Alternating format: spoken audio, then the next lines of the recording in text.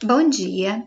Hoje a gente vai começar falando um pouco sobre a questão do romantismo na arte, dentro principalmente das questões de arquitetura, artes visuais, porque na literatura vocês já conhecem esse movimento, né, com a matéria de literatura. A gente vai falar aqui dentro das linguagens artísticas, sem ser literatura, certo? Eu vou começar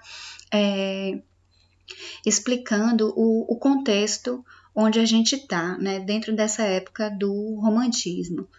Pensem que a gente tá lá, a gente acabou de ver o neoclássico, né, e para o homem romântico, ele quer esquecer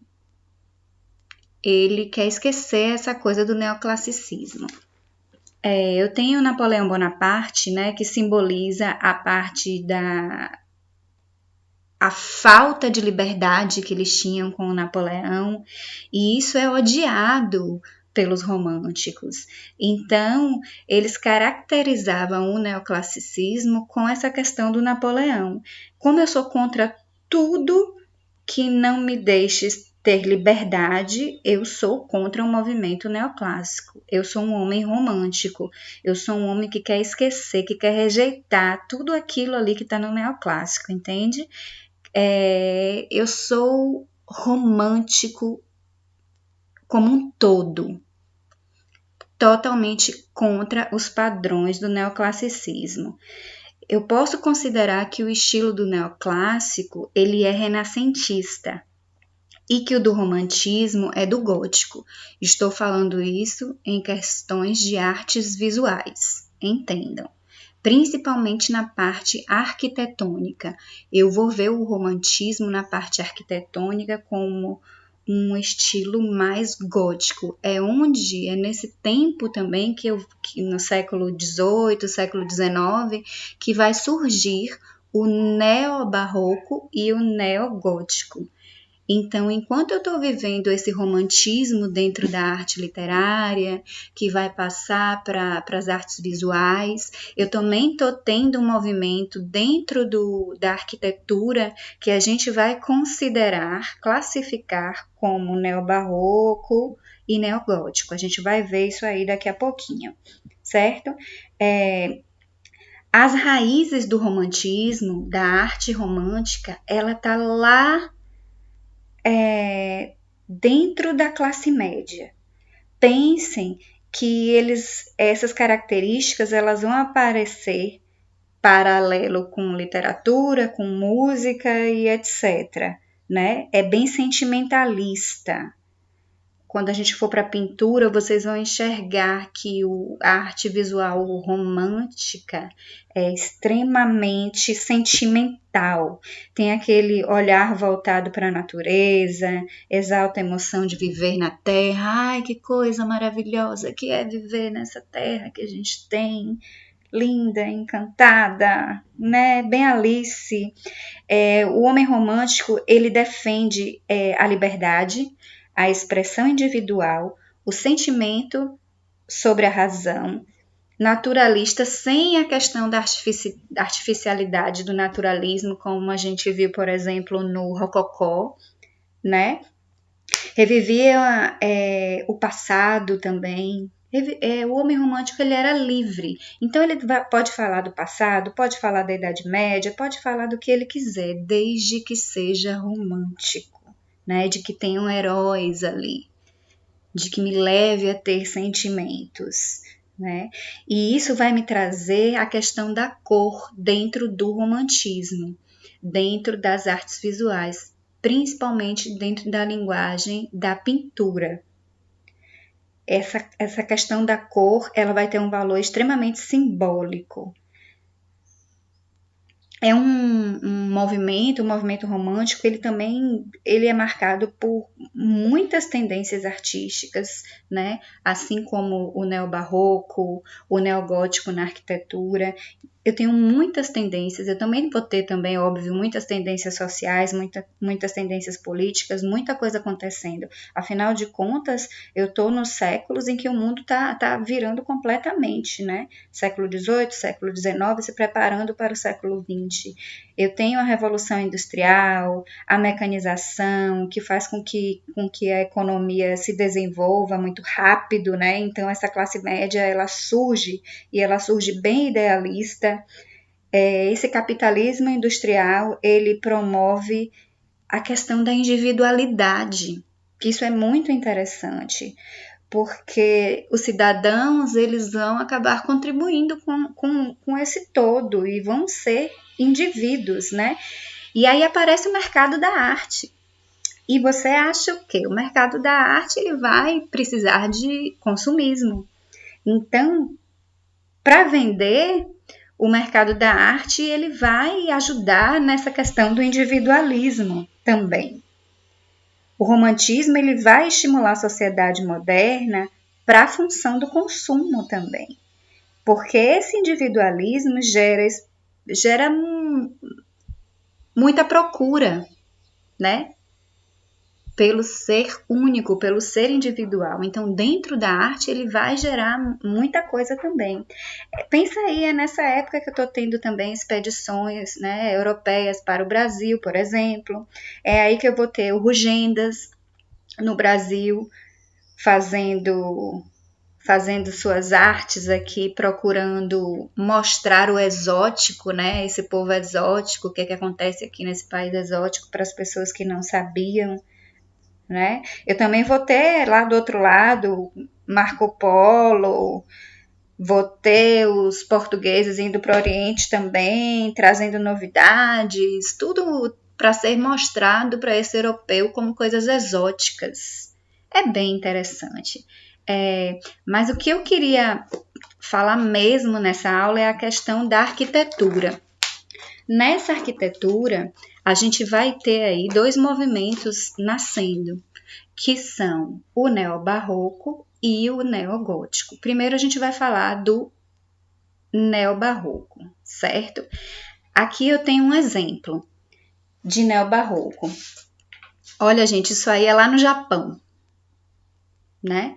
Lembrem do estilo barroco que a gente já estudou na questão da arquitetura e tragam esse barroco aqui para o século 18, 19, a gente vai ter esses inícios de construções de neobarroco lá no 19, por aí, é muito interessante. Esse aqui é o Akasaka, lá no Japão, né? Hoje em dia serve para acomodar visitantes que vão para o estado, provavelmente questões políticas, empresariais, mas ele serviu muito tempo também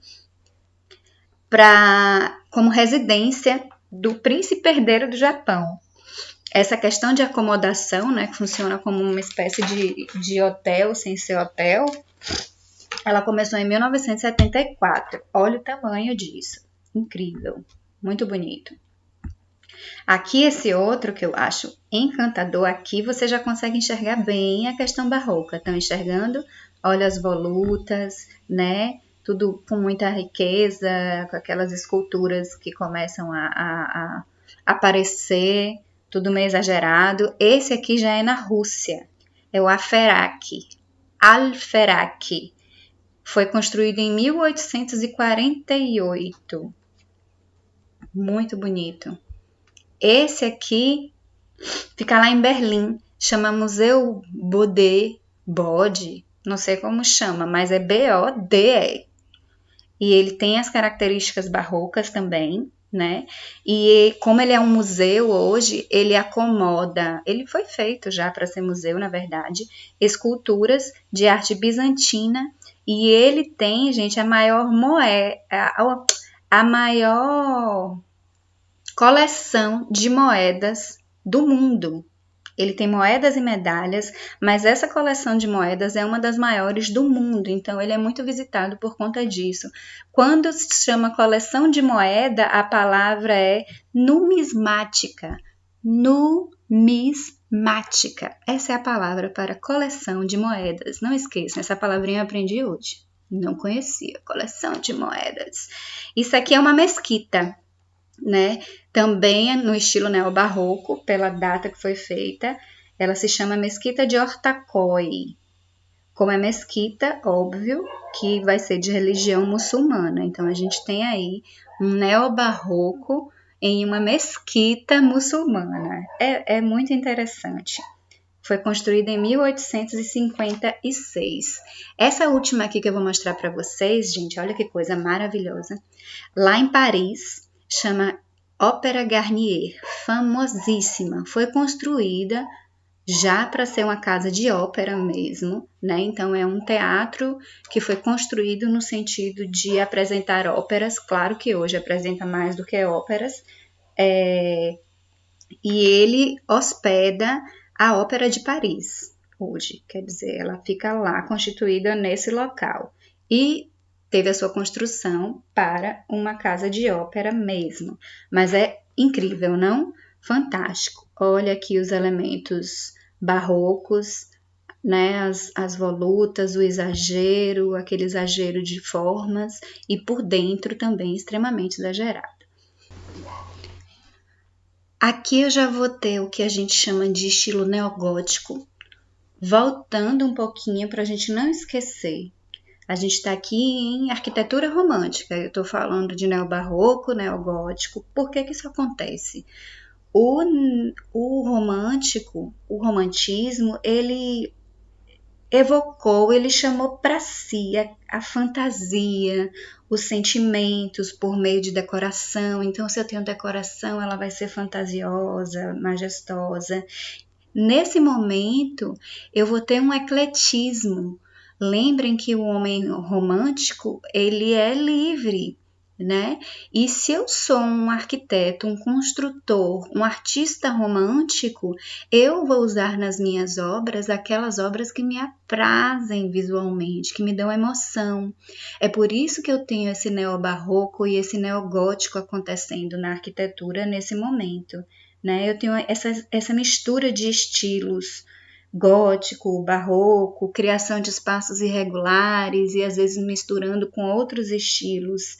É uma criação eclética realmente, e a gente tem por base chamá-los de neobarroco, porque é o que tem mais, o que aparece mais seria o barroco, mas eu posso ter ali misturado outros elementos, e o neogótico, porque o que aparece mais são os elementos góticos. Aqui, por exemplo, a gente tem a igreja de Venâncio. Vou trazer agora algumas coisas brasileiras para vocês, lá no Rio Grande do Sul, e a gente vê aqui o estilo gótico completamente, né? Eu tenho as pontas, as flechas, eu tenho o arco em ogiva, né? Tudo no padrão gótico.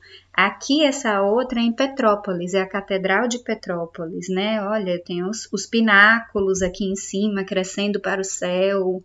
Eu continuo tendo o arco em ogiva, o arco ogival. Aqui a gente já consegue ver também nessa Catedral de Petrópolis a questão dos vitrais, que é extremamente gótica.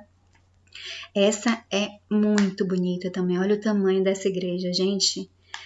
Essa aqui é lá em Santa Cruz do Sul, novamente no sul. Olha a rosácea aqui na frente, né? Os elementos, as 3 portas de entrada do gótico.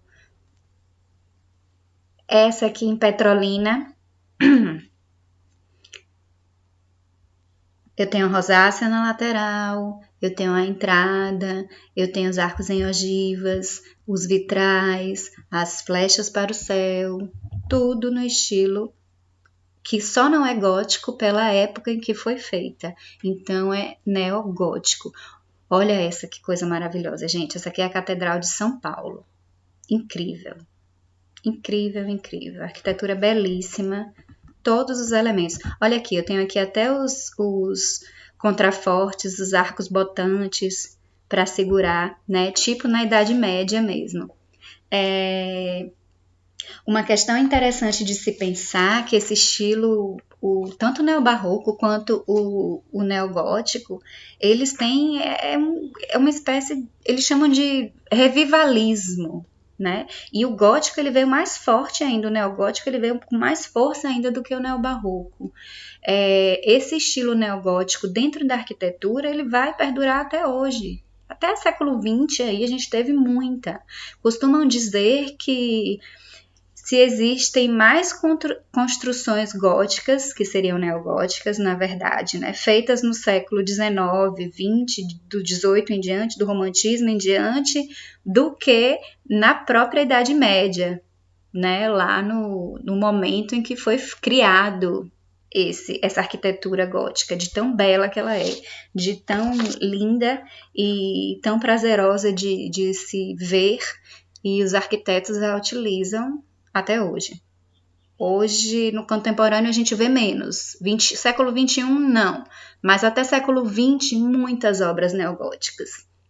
O que não impede de aparecer hoje também. Agora eu vou esperar vocês lá na sala de aula virtual para a gente terminar a nossa aulinha. Um beijo.